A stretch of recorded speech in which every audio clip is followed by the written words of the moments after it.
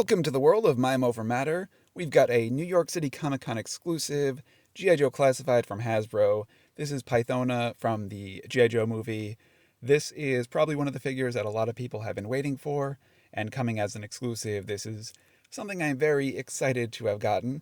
Looking at the box, it is in classic exclusive form. It is shiny, it is fancy. For those inbox collectors, it is perfection.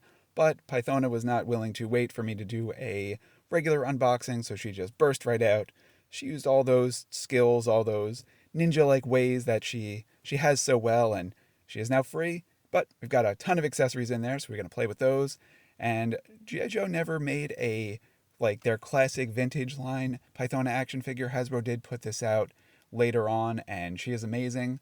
But now we've got the 6-inch line one, so you can see from a comparison purpose, the face is pretty spot on with these two.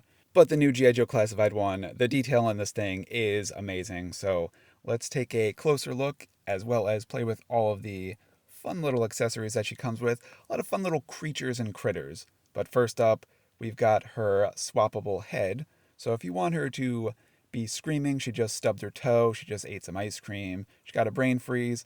She is not happy about that. She's got her vampire fangs. She's not quite the vampire, but she can take quite the decent bite out of a peach. And she is good. And she's got a little bit of a green teeth. You should probably see a dentist on that. But in Cobra La, I don't believe they have a dentist. And then here we go. We've got this awesome little creature. There's a lot of creatures in the movie that she uses as weapons. They are big into the technology of, weaponizing creatures.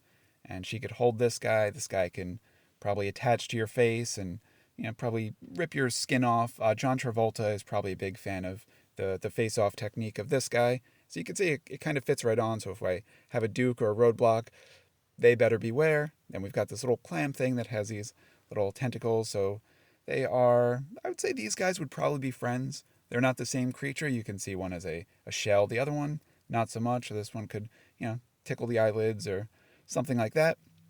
And this is pure nostalgia. This one gets you right in the eels. So she could hold that one. It looks like it could go right on her, wrist. The tail thing wraps around her arm. This is probably the one I will be displaying her with because this one is awesome. So that's her nice little pet. They'll snip at you, they'll bite you, and she just loves them. I don't know if she has a name for one or or each head has its own name. And who doesn't love some nice bling?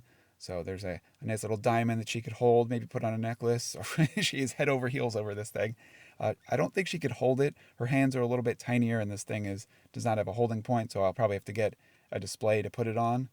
And there we go. She's back up. Then she's got another little critter. This is a clam. This one I would say Cobra Commander should probably stay clear of this one. Pretty much all of them. Cobra Commander is probably not on their good side. And then we've got lunch. So this is a nice little delicious looking bug. So she could serve it up and she can just, have a little nosh while she's, making sure Cobra's facilities are not up to speed. So she will break in. Oh, and this is if you want to give her a haircut, but you don't actually want to take her and pay the price for a barber, you just swap it out for the trimmed hair. There we go. Actually, that will probably fit a little bit nicer in the hood. So when she wants to go a little bit more undercover, she'll put on the trimmed hair. Actually, let's see what her hood looks like. So it does look like it will go up. It's a little bit tight, which I don't mind because that means when the hood is down, it won't look bulky and big. Some of the figures with the soft goods, when they do have the capes and the hoods, they just look weird over their shoulder. This one is nice and tight, so you can put it on there. She looks perfect. And then just this cape is incredible. We'll take a closer look at that in a little bit as well once we finish up with the accessories. And then next up, we've got her hands. We've got these punching hands. So she wants to do a little bit of punching and falling over. Then we have her covered there. And then she's got some pretty awesome other hands. This is when she lets her nails grow out a little bit. She doesn't go get her manicure. She just, lets them out. They grow in green, so that's why she usually keeps them a little bit, smaller, well trimmed. Is because, but she doesn't have to pay for nail polish, which is good. And this is when she's doing the insulation in her house, and she just takes a big scoop of it. You should not be touching that, but she's from Cobra La, and they just have different health standards. And then we've got these cool accessories. These are her weapons. They spin around. They're little snake things. They're bladed. They cut. They are amazing. This is the accessory that you would expect her to come with because that is her weapon of choice in the movie. And trying to get those into her hands so we can display her with one. She does have a whatchamacallit, a like a trigger hand, so it's a little bit awkward to get it in there because her bottom fingers are a little bit tight. So it's and you can't just slide it in from the top like you could a gun or a sword like the GI Joe figures normally come with. And I don't want to break her hands because as a female figure, she does have a little bit of a smaller hand, so they're a little bit harder to work with. But I will not give up. I know GI Joe Classified are amazing with their accessories, so I know it can fit in there. And there we go. It looks perfect. I am very happy with her bladed snake thing and her eels. Those are the weapons I will be displaying her with. And then just take a closer look at her articulations. Got a nice little ab articulation. She can do the twist. She's got great hip articulation. She's got thigh cut.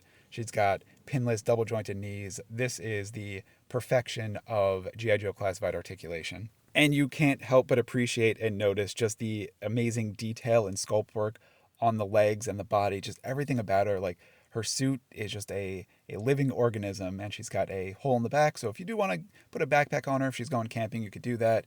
And then her cape, it does look like it needs to go to a tailor. It's a little bit torn and tattered at the bottom. She probably lives with a bunch of moths and those Mothman type guys, so they probably nibble on her stuff in the closet.